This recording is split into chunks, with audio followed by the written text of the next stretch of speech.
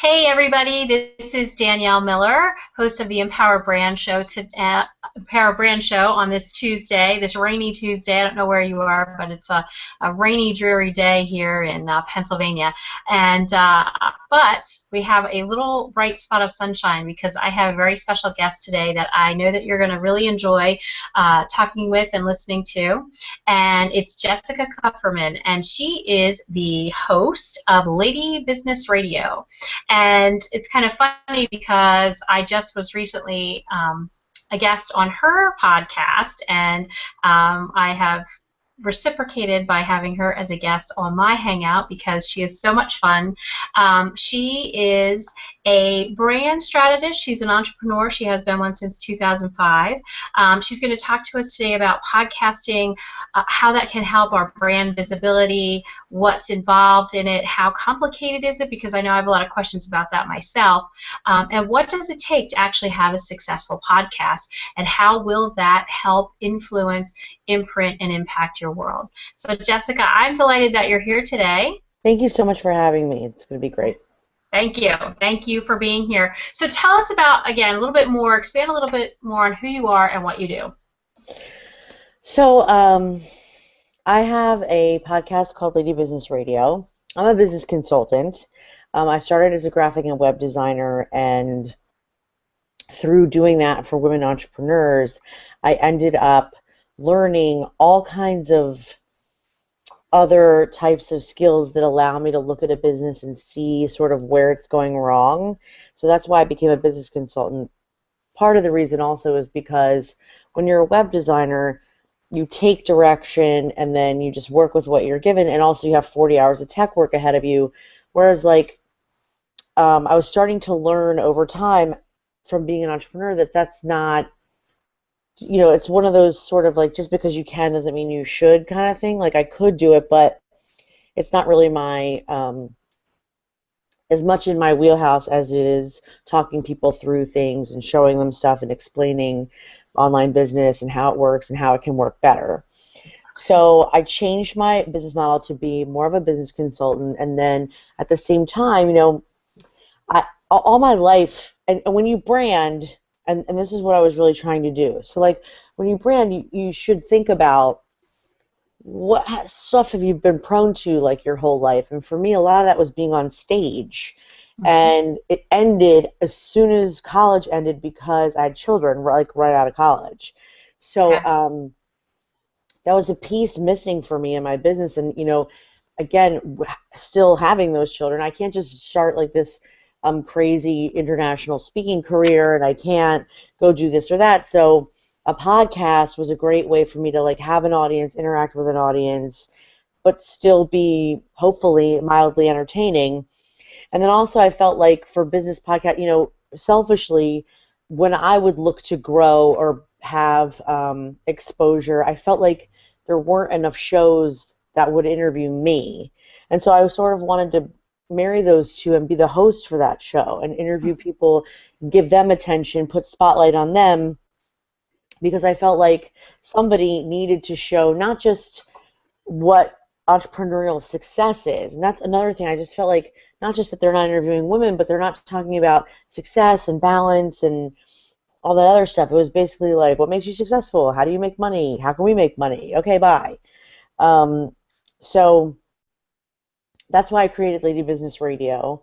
And going back to my web design and graphic design type roots, when people started asking me, how do you put up a podcast and you're doing so well, and I would love to have one, I created a course for that because it seems that that I can explain things in a way that is palatable, but still allows people to feel like they can do it. Right. That's one of my skills, is being able to explain tech in a way that makes it seem and makes it easy for people who are more tech averse, I guess. Okay. So yeah, so that kind of brings us up to date, at least. Awesome. So let me ask you. So exactly, do you combine the brand strategy with online business coaching? Do you do both of that?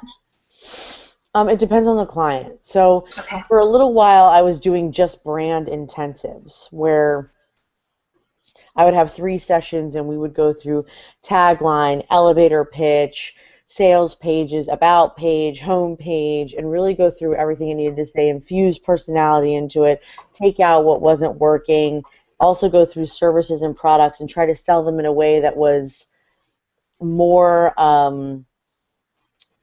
indicative of who the person really was. Okay. I feel like a lot of times people explain what their product are, or this is life coaching and this is how many sessions you get, but not why I would want to work with you, not make me excited about it. Okay. So that's sort of my specialty, is being able to do that. So that's more of a branding intensive, and then the clients that I have at the moment, I offered like a special package where they could do like monthly, a couple sessions a month, and that is just sort of pushing them towards getting some things accomplished within a 90-day time period. Okay. It just depends. So it just depends on the clients and like what they need and stuff. Like one of them is specifically focusing on getting her brand and her website done. That's what she wanted to do in the 30 days. And then another one is a designer, but she's also managing a job and she wants to do a product, and she was sort of juggling too many things. So I guess she wanted to coach with me so that I could help her prioritize which things to put away and which things to do now and which days to do them in, stuff like that. Okay. So what does your branding framework look like? Because I think every brand strategist has a different framework that they use, a different process that they use with clients to help them really get that cohesive, aligned, and resonant brand. So do you want to talk a little bit about what your process looks like? Sure. I go through, I try to start from like kindergarten, to be honest with you. And I go through the stuff that they were prone to do. What kind of stuff did you do as a little kid? What did you play when you were playing by yourself? How did you change the conversation when you would walk up to your group of friends in high school? What kind of stuff did you engage in college? What kind of stuff would you do even if you didn't get paid? And because I think those things, even if they are not relevant, I feel like the irrelevant is what's relevant now. And so it's really important to me. So my brain, I know it's different than what other people do, because a lot of people talk about, and not that this is wrong, but talking about finding your purpose and aligning your purpose with your mission and then making money doing those things, which is great. It's right. just that for me, the irrelevant stuff is the stuff I think people buy into.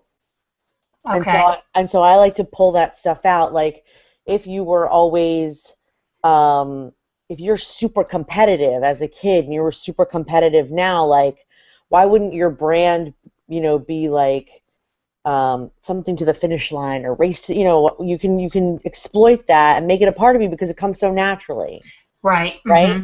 Yeah. So, and that's just an example. It really is anything. Right. So, and I think that's something that it's really one of the most important components of building that strong brand is figuring out, and I think you hit on something really key, that things that you think are not relevant can actually be something that attracts the right people to you, that really gives an anchor to your brand. Yeah. So I think that's huge, to talk about those things and to bring those things to the forefront for people.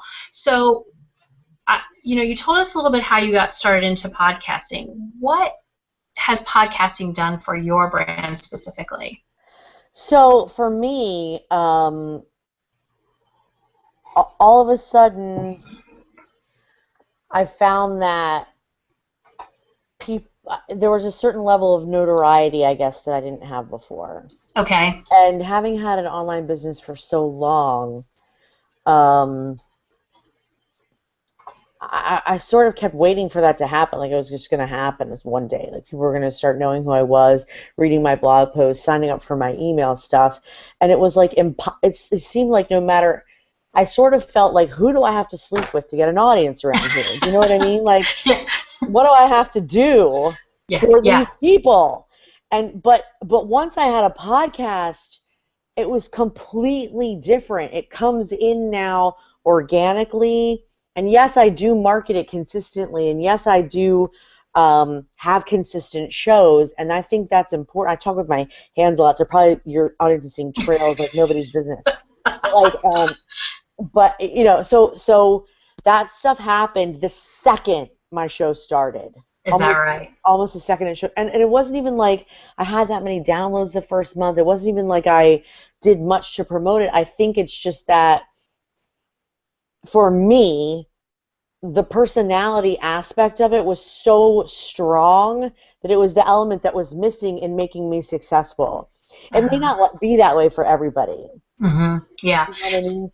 Right. So that's a great point, because I want to talk about that a little bit, because you know, I think so many times with us entrepreneurs, and you and I have talked about this a little bit with the whole, I think inherently we all have a little bit of ADD in us, just by the very nature that we are entrepreneurs, and we are attracted to bright, shiny objects. So how do you know whether or not podcasting is right for you? And in the realm, you know, because we all think that, you know, we try the blogging and we try videos and we try, you know, we try all the PR du jour, I guess you want to call, you know, whatever's the hottest thing, we automatically gravitate to and try to emulate, try to do.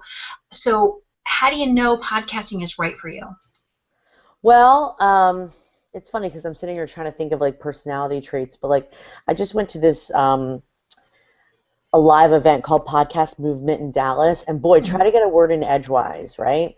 Like podcasters are so chatty, and that doesn't necessarily mean that they're all chatty, because I'm actually kind of introverted, but you have to, I think if you can speak eloquently, and that's not to say you don't stutter like I do a little bit, but like if you can speak eloquently, if you can gather and express yourself, if you have a personality that shows your knowledge, your intellect, your compassion better than how you write, then I think you need a podcast. It's not necessarily about being a ham, having a big mouth, being dynamic, being over the top. It really has nothing to do with any of that. It has to do with, like, are people hiring you because they really want you? Because if that's what's missing in your business and that's why you can't get an audience, then you need a podcast. Okay. And I think that's I think that's what was definitely missing for me, because how many web designers out there? How many business consultants are there out there? Like, why would they hire me? Well, if they hear me and they like me, they think I'm funny, they want to work with me, or they think my take is different than somebody else's, it makes a huge difference, and something you can't get any other way. That's right. That's exactly right. And that's, you know, and that's before we went on air. That's one of the things, because I love the potential and the possibility of the Google Plus platform. It's a little quirky.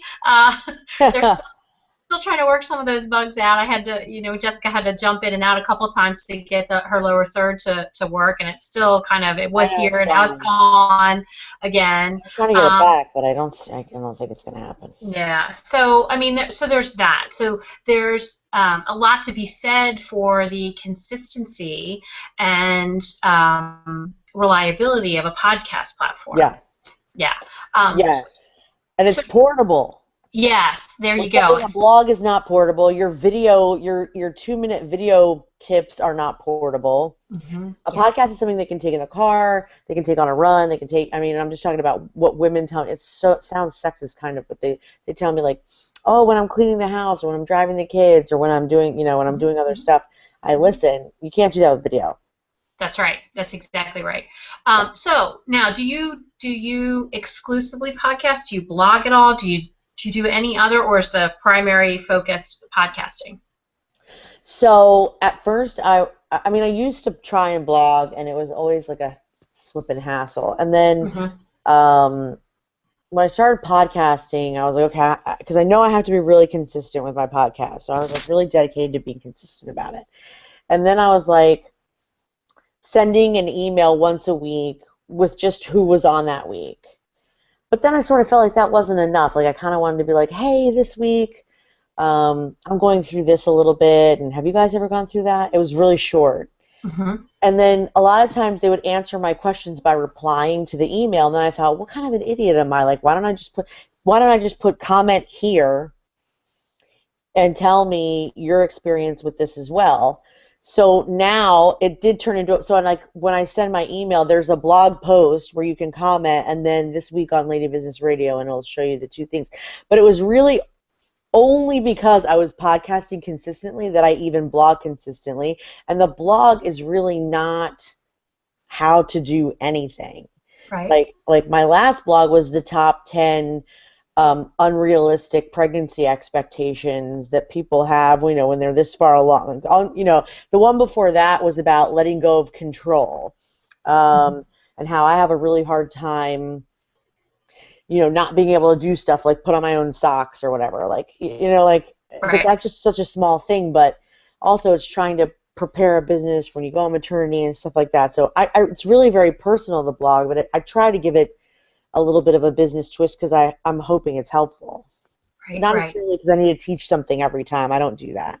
Well, and that makes a lot of sense because there's a way then to have the engagement from what the podcast topic's about, and at the same time you kind of put this personal spin on it, on how it's relating to what's going on in your life right now. And in case you do not know, Jessica is expecting a baby here in the next 4 to 6-ish, 7-ish weeks. We're not quite sure. We're getting down to the wire here. I'm in the 3rd trimester, and if and any day it could possibly happen. Let's just put it that. So I'm very grateful that she's here today. Couldn't come at a better time. This interview. That's right. It was perfect. Yeah. So now your podcast, you do that weekly? Yes. So my podcast is weekly. I normally do 2 interviews a week, and going on maternity, I found, has been a really good opportunity to do an experiment. So the experiment I'm going to do is, well, first of all, I really wanted to still continue with 2 interviews a week through maternity leave. But I like with every pregnancy, I have a complication of high blood pressure, and when I interview other people and when I'm on interviews, I get super excited about talking to them, which isn't necessarily good for your blood pressure, even if it's a positive thing. So I caught my interviews so that I was only doing a certain amount, which gives me 1 interview a week. If I did 2 a week, I'd be done by the time I had the baby. So this will give me 1 a week until about New Year's. And then I thought, I've been thinking and toying with the idea of doing solo shows, which is just me talking about, it's really me ranting, I hate to say, but it's just about stuff I see, bad marketing, bad copy, bad branding, why it's not good, how you can fix it, that kind of stuff. And so it's giving me an opportunity to sort of see how they go. So my Friday shows are going to start to be solo shows, at least until I come back from maternity. And then, in my absence, I'll start to know whether or not I should lean more in that direction, or should I just stick with the interviewing? You know what I mean? It's something that, if I was doing 2 shows a week, I don't know I would have the time to fit the 3rd one in. Right. So that's a really great point, because I want to talk about that a little bit, because I know I listened to the webinar that you did not too long ago when you were opening up registration for Podcasting School for Women, and you talked about the different types of shows that there were, which I guess the most popular 2 are having a guest and doing a solo show. Yeah. So what are the pros and cons of each of those? Well, having a guest puts a lot of, people who don't do a podcast because they're afraid of being heard, they're afraid of not knowing what they're going to say, they're afraid they're going to sound stupid. Having a guest sort of eases a lot of that stress, because you can bounce off the other person, especially if it's somebody who you don't always have good chemistry with your guest, Lord knows, right? Yeah. But hopefully it's somebody who is also comfortable and will answer what you want and not be awkward, and then you have a great conversation, and then you feel like you did a good job, right? And you really didn't do much because you did a little research, you asked them a few questions, and you're home free.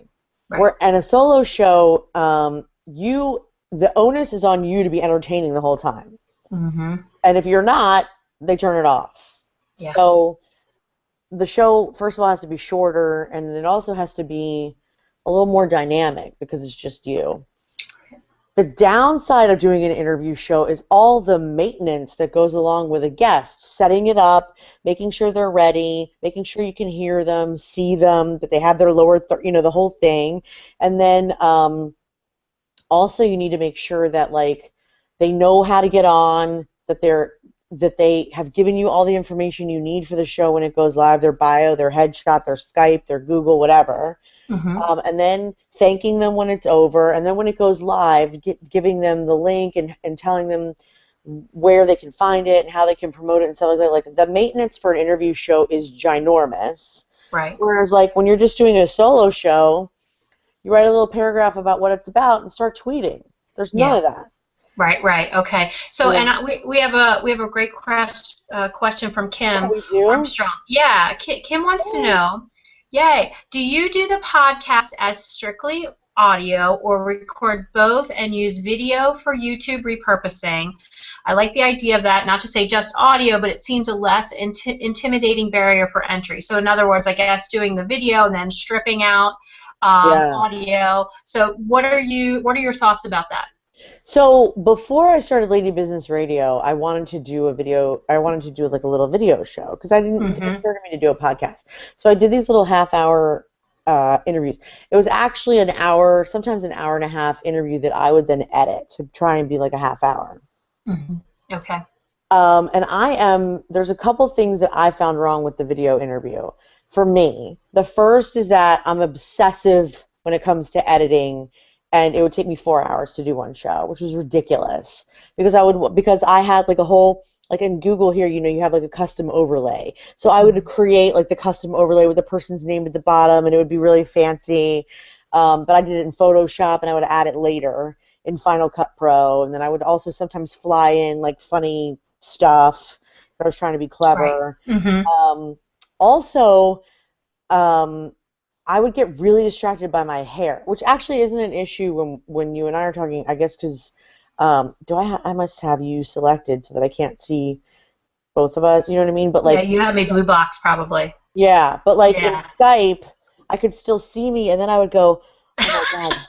What is going on there? Oh, that. I would start to fidget because like my hair is not, you can see, it's not smooth. It will never be smooth. And then I would start to get distracted, like, oh my God, or like the glare in my glasses, and I would go, oh my God, that's ridiculous, So it would really distract me a lot. And then I'm actually having this right now where like I want to look at you, but you're there. You're not here. Right. And so after a while, I was just like, what am I doing? It was really the editing that was the final thing, but the hair really. The way I looked was distracting me, and I was just like, if I just go to all audio, it's going to solve all that. And not only that, I don't care what's said during the show. I'm putting it live. Yeah. I don't care if the dog barks. I don't care if the lawnmower goes. I don't care if her kid cries bloody murder. I'm going to not edit it because that's real life. Exactly. And I'm not going to obsess. And so now I have an hour show. It's audio, and I never edit it, and it's so much easier. So that's why I don't do video. It's not to say that you couldn't very successfully strip the audio out of here, put it in as an audio podcast in iTunes, and be wildly successful. And I know David Siteman Garland, Rise to the Top, did that. He had a Skype where it was two things. And then he would strip out the audio and have both a successful video and an audio podcast. The video requires a shower. Yes. And there you have it. We're done. Makeup and hair and yeah, it requires a lot. Yeah, exactly. Yeah, that did give me pause too. I know for me, one of the big attractions for me with doing it this way is being able to see the person I'm talking to. I love having that visual contact with somebody, and that's why I've always sort of shied away from doing the audio because I thought, well, maybe I won't be able to connect with somebody as well without being able to. Did you feel that way when you were on my show, though? No, not at all. Not at all. So, yeah, just it goes to show, again, sometimes you have these preconceived notions about things, and then once you get out there and start doing them, because there's no substitute for actually getting out there and doing the work. You can talk about this all in theory that you want to, but until you actually get out there and start doing it, you don't know until you take a chance and try it. So you do have a point because this is the first time I've been able to experience like how pretty you are, and you have such pretty blue eyes, and like I get get to see like behind you and how pretty your office is, and there's something nice to be said about that. You know, like I do feel like we've met in person now, which is a little different. But it doesn't necessarily mean I feel like I know you better. I mean, like, because from our interview, I still feel like I know you either way. You know what I mean? Yeah, yeah, oh yeah, definitely. And I think sometimes even you can feel like you know someone better through audio and just hearing their voice, because you really have to focus and pay attention to just their listening to their voice. You really have to listen. So, I mean, I think that I don't know how, you know, when you talk with clients, but that's, for me, that's a really big thing, because I feel like I'm completely focused just on their voice and listening to them. Okay, yeah. Kim says, Jess, you are articulating so much of my problem. I've done some work in video, so I want it to look nice, but I much prefer to sit next to an editor, and yet I also prefer to be behind the camera. Yeah. So, yeah. My dad used to teach video production at a college in Washington, D.C. When I was born, that was his job. And then, you know, and he's always had a job in video, and we've always had a video camera before everyone else and a VCR before everyone else and stuff like that, because when he started his own business, he recycled videotape, and he would sell it as used blank tape. So I always had an endless supply of videotapes to make my own music videos, my own interviews, my own little game shows and stuff like that. So I would set the whole thing up myself and then be on camera and then go back and edit it in the little window, because there was no computer you can plug it into, right? So I have to like in the little thing that you were there. So I was kind of the same way. So like I like to be in front, but then I get really, not only do I get fussy, but I almost sort of feel like, I don't know, like, would my dad hold me to a certain standard? I don't. Yeah. He even watch it or care? I don't know. I know that when anytime I do like a video montage, he directs it. And I'll send it to him, and he'll go, "You should pull back on that one with the grandmother because it was too powerful." You know, and he's right. You know, and I know he's right. Yeah. So the editing, the video editing, was so important to me, and maybe that's just ingrained. But it was also halting me from being productive doing other things. So that's why I stopped doing video. It's not that I don't think video is great, or that I'm not good at it, or that I don't enjoy it, because some of those videos, like there's one with me and Ann Samoilo that's hilarious, and she and I are like kind of dancing to Poison, and anyway, it's really funny, but it's just like, and people love that show, but oh god, it was so much work. It was a ridiculous amount of work, and I can't be both the host and the, you know, you need someone else to do it, and then do you trust someone else to do it? I couldn't. Right. Yeah, and that the control issue is huge as well, because, you know, particularly when you are talented on both sides of the camera, you know, when you know you can do both well, and that's gonna hold you from getting so much more done, because you're obsessing over each thing, and yeah, I can see how that would be a real struggle. Well, like here's an example, like Marie Forleo. If you guys don't know Marie Forleo, it's marieforleo.com. Anyway, she does Marie TV, and I know that I know how it works, because I'm friends with her, someone she writes with, Laura Belgray, who told me, you know, like she has like a she writes a script, and then Laura comes in and helps infuse some of the funny stuff in there, and then and then the whole thing, the rest of it's done by a video editor who edits in like either her friend popping in or stuff flying in, and I'm just like, I would never trust that to someone. I could never just hand that over to a video editor and pray that we have the same sense of humor. Right. You know what I mean? Like there's no way. I mean, I know you have to, conceptually, I know you have to, and that she's probably, obviously she doesn't have time to do it, but the trust is, I couldn't. Right. I mean, that would take a really a long-term relationship, I think, to really have that trust for somebody else to know and understand your humor and your quirks and what you, I mean, and I think that's with really a lot of the issues with solopreneur businesses, because we have to give up control of some things, you know, to virtual assistants or to assistants or whatever, so we can get more stuff done and do the things we enjoy doing. But it's hard enough. It's really hard to give up that control. It's really hard to give up that control. Absolutely. Yeah. So what if somebody was on the show today and they watching and they said, you know what, I'd really like to give podcasting a try. How does somebody get started? I think someone gets started by figuring out what kind of show they want to do, how often they want to do it, how's it going to fit in their schedule, and then every computer has the ability to just start. So like you just do a test show and see if you hate it. That's what I would do. So like if you already know you want to do an interview show and you want to interview these types of people, you have a friend, test it out, hit record, see how it goes. And then if you, I mean, you don't necessarily even have to watch it back. If you know by the time you turn you end the call, if it felt good. Right. If it feels good, then you can go ahead and like really flesh out the brand and what's it going to be called and how are you going to fit it into your schedule? How are you going to market it? Do you need a website? Do you already have a website? There's a million other, beginning questions that come after that. But right, and that's why you have the podcasting school, because you go over all of that. Yeah, so I have podcasting school for women, and I actually on there, if you're not ready to just purchase a course and start right this second, I have an ebook that sort of goes over the beginning steps. Like, here's all the equipment you need, here's all the stuff you don't need, these are all the different types of shows, pick a show, pick what kind of show you want to do, and then once you've decided and you have the equipment, and here's how you can, edit it, and here's how hosting works, because you need a host, and I explain how all that works in the ebook, and then sort of like how to get in iTunes, how to put your stuff in iTunes.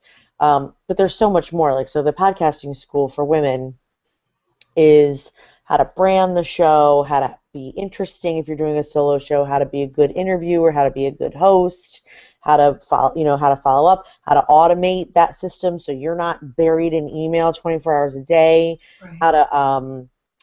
How to market it, and again, automate it so that you're not buried in Twitter and buried in Facebook 24 hours a day, and then how to build a business around it at the end. I think a lot of the podcasting stuff is missing the business part around it, like branding it. Like, you can teach me how to use GarageBand all day, but I think you need a good looking show and a good sounding show and an interesting show, and so I try to do that side of it as well as the tech. Right. I think they're both important.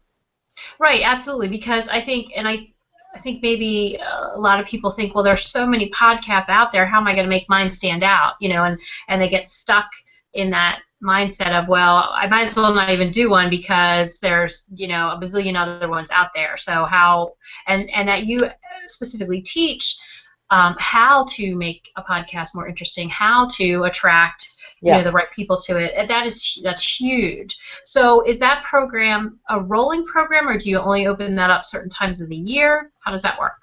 Right now it's a rolling program, so you can join anytime.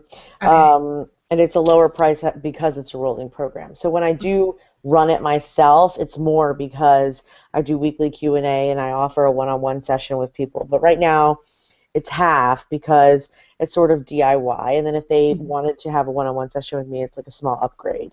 Right. Okay. But the issue of not standing out, and everyone has a podcast, and how will mine stand out, is sort of like what people say about singing and singers, right? Like, there's not room for any more singers because there's so many singers, but everyone is so different. Yeah. So to say that like someone else has a podcast, therefore yours won't stand out, if you're good, of course you'll stand out. Like, what if Lady Gaga said that? What if Justin Bieber said that, right? When he was 14. I mean, you never use that as an excuse not to do something, as everyone else has done it or is doing it. Yeah, and I mean that's the same thing with writing a book. Absolutely. There are 5,000 other books on personal development. What do I have to say that's different? And it's not necessarily the information; it's the perspective that you bring to the topic, your experience, your lens through which you view the topic, and that's completely unique to you. Totally true. Book is a perfect example, Yeah, that's great. So what are 3 tools that you think are essential to a good podcast? Can you give us 3? Tools, like as in internet stuff? Or? Well, what would you say if somebody was getting started, 3 things that they absolutely needed to have? 3 things they absolutely need to have in order to start podcasting. An organizational system for the episodes. So Google Docs, Evernote, a way to keep somewhere to keep all the MP3s, all the headshots, all the show notes, or if you don't need a headshot because you don't have guests, show graphics, all the social media. Like, you've got to keep that stuff somewhere. So base camp doesn't matter, but you definitely need an organizational system of some kind that you know which things go with what. I actually use a combination. I use Google Docs for some of it, and then I use Evernote for some of it. I don't know why. Actually, there's no reason why. I just do it that way. But like I put like when people fill out like a booking form or whatever, and I take their information and I pull it into Evernote, but then for some reason, like when I am giving the information to my team, I do all that in Google Docs. It's very weird. I mean, in Google Docs. Yeah, I don't know why. Just visually, that's how it works in my head, I guess. Yeah. Maybe I need to transition to mental change. I don't know. It's weird. So I definitely think you need an organizational system. Okay. As far as I do think you need a relatively decent computer. Like if you have a Microsoft computer, it cannot be more than 2 or 3 years old. If you have a Mac, I wouldn't go more than 5 years old. Because they're very large files. You need to be able to do graphics. And you need to be able to, to maneuver around your computer. And sometimes when you need to be able to connect well. And I find with older computers, it'll slag or, it just, like, when I started podcasting school, I think within 2 weeks, 3 of the students bought new computers because they were like, we can't do it. So I think you need a relatively decent computer. As far as technical equipment, I think Apple headphones actually work fine. Any headphone with a mic works fine if you're in the right room. Like I don't think you need a lot of fancy technical equipment to get started. But I do think if you aren't going to have that, you need to either be in a carpeted room where it's not too echoey, you know what I mean, or you need a decent headset so that you can block out what else is going on or just whatever. You have to be able to have good audio somehow. Right, and I think and the reason I asked that question is because I think so many times people just get so hung up, like they have to have a really expensive microphone and they have to have all this expensive equipment to have it, be a good podcast, and I think it tends to be a barrier, and it also is a way of just saying, well, I can't do it because I need to have all this stuff, right? So I don't think you need all that stuff. I think you need a computer that can handle it, and I think you need a headset of some kind because people start. You just can start, and you can upgrade if and when you need to. Yeah, but you may not need to. Yeah, right, exactly. So here's a really good question. Should the title of the podcast have the brand name in it, or just something catchy that hopefully describes why people should watch? It would really depend on the show for me.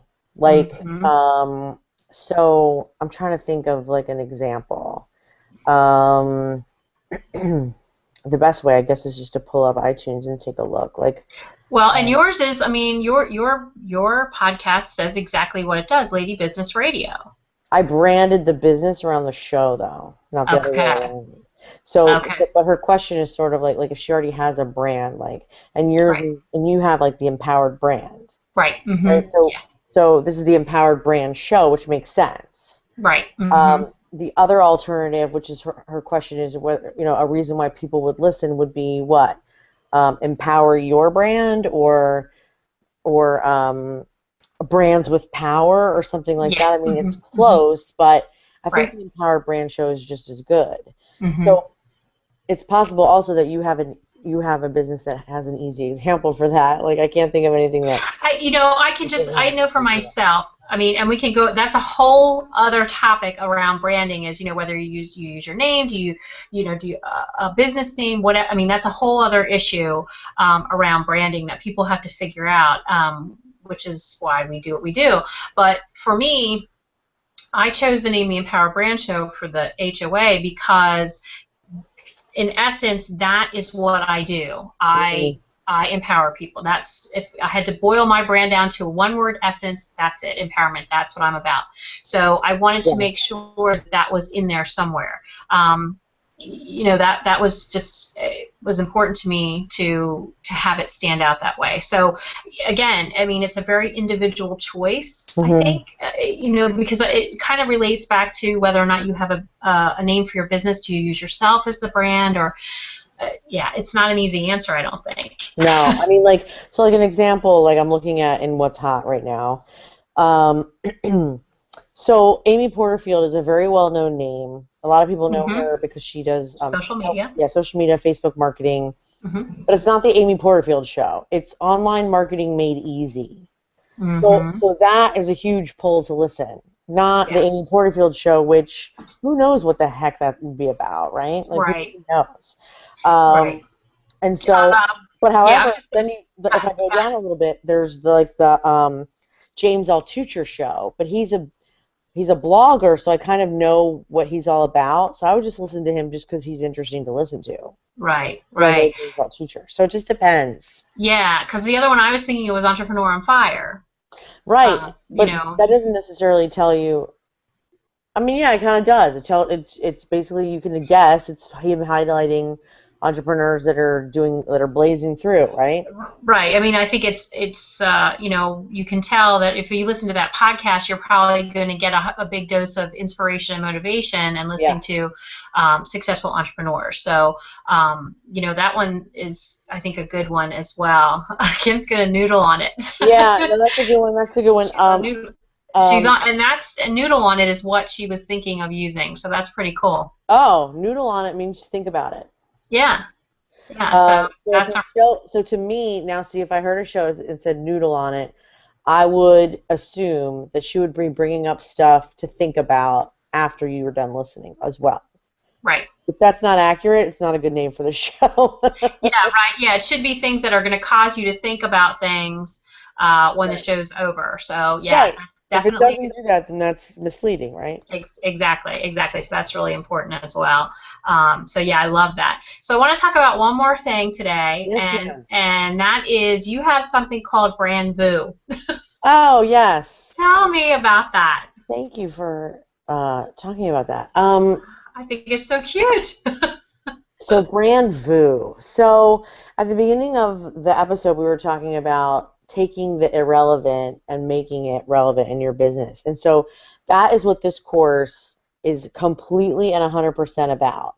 It is 100% about how to engage people online in email, Twitter, web posts, web copy, blog posts, web copy, especially Facebook, how to get more attention on Facebook in all those places by talking more about yourself and less about your business. And the Hmm. reason I did this course is because of all the one-note Wandas, I call them, that are out there only talking about how they help you over and over and over and over again, and it just is like one long commercial. And so after a while, there are certain people in my news feed on Facebook, I don't even need to read it. I already know it's either a webinar, an inspirational quote, or something. It's like if I want to be inspired, I'll read it. Otherwise, tune out, tune out, tune out. And so Yeah. it's kind of like I reckon it to like DVRing, fast forwarding through commercials. Hmm. If you don't want people to fast forward through your material, you need to start having entertaining content. And the only way to do that is to talk more about you. Because Hmm. because people care way more about your face. I mean, it seems I've done like little experiments, so I know it works, but I know it seems irrelevant. But you could talk about empowering brands all day, but the second you type, I waited at the doctor's for an hour and a half today, I'm super annoyed, I wonder how much I should bill him, Right. that would go insane on Facebook. Yeah. And I mean, Hmm. and the reason why you would want to do that and I'm not talking about on a business page either, Right. your personal profiles, the reason why you want to do that is because people would comment, and then more people would see it, and then more people would comment, and then more people would see it, and then all of a sudden you've got an insane amount of invisibility and you've paid nothing for it. Whereas on a page, it doesn't matter what you post on your page, they're only going to show it to 25 people Right. Right. ever. Right, right, right. So, Hmm. so that's why personal profiles are really important. Same thing with Twitter. Like, if you don't infuse a little personality in there, it's like all of Twitter is like one large commercial. Yeah. The Oh only yeah, way to it's stay out on Twitter is to be kind of funny or interesting or do quotes that speak to you that have nothing to do with your business, I think. right, right. Um, Yeah. so brand vu. So the reason I called it brand vu is because brand you. That's the tagline actually. Is brand you was taken and everything in French sounds more alluring. Indeed, it does. Oui. Oui, So, oui. so yeah, so it's called brand vu and it's spelled the French way, VOUS. And it's really fun and but not only is it fun, but it's fun for me to have people comment or in the Facebook group or be going through the courses and go, I can't believe how many people commented on my lunch today or or answered my question about what my ninth grader should read. Hmm. But look, I mean, but that's a post that I saw. I mean, I actually fell into that when I forgot that she was in that class, and I answered her question, and then she was like, "The teacher noticed me." But really, I fell into it because it's more Yeah. interesting than whatever she would be saying about life coaching or business coaching or whatever. Hmm. That's right. So Yeah, that's absolutely right. yeah, so I'm a victim of my own lessons. Aren't we all? Yeah, I mean, yeah, of I, course. that's the thing that we need to learn is usually what we teach. Yeah. um, yeah. So that's so cool. Yeah. So, uh, introvert or extrovert? I'm definitely at heart an introvert, but I straddle the fence. And what I mean by that is I'm very comfortable in a large crowd. I'm excited to be in a large crowd. I don't have any stage fright. I don't mind being on stage. But if the definition of introvert is like, does it rejuvenate me? The answer is no. Hmm. I'm not Good. rejuvenated by large crowds, but I'm not uncomfortable either. Yeah, What about yeah. you? Yeah, I call myself an extroverted introvert. Yeah, I do enjoy I enjoy crowd I feed off, which is part of the reason I like videos because I feed off that energy yeah. of people. But then I get to but it But after when a it's over, while, I have to go away now. yeah, Yeah. after a while it's so then I'm on overwhelm and then I'm like overstimulated and then I have to have just a bubble for a little while. Maybe that's ADD and not introvert extrovert because I know eight people with ADHD get, and I have that as well. Like get overstimulated. So I Hmm. wonder if I'm just an extrovert that gets easily overstimulated. I mean, you could say that too. Yeah, absolutely. You know what I mean? Because I'm Yeah. not sure. But here's how I know. I think here's how I know. Like, because we have family members that live close by. Women actually, like my sister-in-law and my mother-in-law, both who are like, when they're by themselves, like if they don't either are not in a relationship or if somebody's away, they get super sad and depressed and they feel like no one loves them and like I would kill for my family to go away for Oh the yeah. weekend. Oh my gosh, yes. At one point I had 9 people living in my house and I was ready to Like, go run away. away. Go Yeah. away. Never pop in. Don't Yeah. stop by. I don't want that. Like, I don't Hmm. need people popping in, and I don't need to have a lunch with you and dinner with you and drinks with you. Like, I don't need any of that. Yeah. So that's how I feel like I know is because we're related to people who are so miserable when they're not with other people that I can see the difference. Yeah. Something I never realized before. Yeah, and that's one of the things, like you said, with bringing out your personality. Like I will post up when I'm by myself. I will post on Facebook. Oh my gosh, the silence is. I'm in heaven right now. It's the There's most beautiful nobody in thing. my house. There's nobody in my house but me. It's wonderful. Yeah. And that's how I know too that I'm an introvert. What are Yeah. 3 words you use to describe yourself? 3 words I use to describe myself. Oh my, so many. That's why you gotta Um, pick 3. um, I would like to say humorous and hope that it's accurate. Mm-hmm. Um, somewhat, okay, you could switch out obstinate with rebellious, Mm-hmm. but I'm one of those at pretty much at all times. Mm-hmm. Um, and, and then clever is another one. Ah. So if I had to guess, I would say your leading archetype is the provocateur. I would For bet you. Sally Hogshead? Hmm. Or which archetype? I think, well, I do the archetype discovery Oh, quiz, and I your have archetypes. Yes. my, yes, yes. I have to. Um, I did it a while ago, and now I don't remember. I think you're right. The provocateur. You're probably right. yeah. Well, the other name for that is the jester, entertainer. Yeah, So probably. I think that's probably your leading archetype, and I would say probably the rebel and sage are probably your supporting archetypes. If I had to guess, I would Yeah, I say. mean, I don't need to push buttons, but I just don't need to do what people tell me either. You know Yeah, what I mean? That's exactly. kind of my, Right. yeah. Well, and that's how you stand out and become memorable. I mean, you don't by not doing what people, I think that's the other key to a memorable brand is you zag when everybody else is zigging, and do things that disrupt the status quo. Just because everybody else has done it that way doesn't mean I have to do it that way. And that's definitely you. Yes, and that way it's very effective. But when the doctor tells you to stop doing something and you rebel simply because, I mean, that's not a good thing to do. Well, no, because you have But to think of the I greater can do good. both though. Like a lot of There times you I like to be like, that doctor doesn't know what he's talking about. My husband will go, what about the medical degree? I don't care. I Whatever. Googled it. Yeah, I looked it up. I don't agree. You don't know. Yeah, so it can not always work in my favor, any of those things, really. Yeah, absolutely. There, Yeah, the every archetype has the shadow traits, and yeah. they can tend to come out at different times. So where can people find you? Where can they go to find you? So my website is ladybusiness.biz. And if you're interested in any of those courses, it's ladybusiness.biz/shop, I believe. And the shop will lead you to the different sales pages with information on the courses. But I also have some freebies on there. My show is on ladybusiness.biz, and my contact form, all that stuff. So I would love to hear from any of your audience, Okay. and just to say hi. That would be great. And I'm on Yeah. Facebook a lot. Yeah.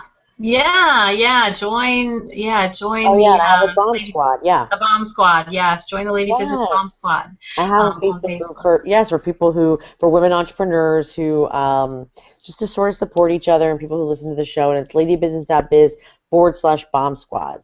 Okay, forwards. And I think if anybody wanted to, they could Google your name, and all of that would come up as well, right? Hopefully, Yeah, yes. yeah, I think so. So I did check that out just to make sure. But yeah, Good. if you Google Jessica Kupferman, you will find all of those different places that she hangs out as well. So I'm gonna let you go. I want to thank you so You. much Thank you so for much. It's been so fun. hanging out with me today. I appreciate it. I'm still gonna get these snafus worked out with Google Plus I hope eventually. you do. I really Me hope you do. too. I want to love it So. too. Yeah, well, I will talk to you soon. I'll talk to you outside of the show here, and I want to thank you again. Again, it's Jessica Kupferman, and you can find her at Lady Biz Radio, where she dishes all kinds of good stuff about being an entrepreneur and having your own business and owning who you are. So it's good stuff, so go check it out. So thanks again, Jessica. Thank you so much, Danielle. You betcha. All right, everybody, take care, and I will see you next time.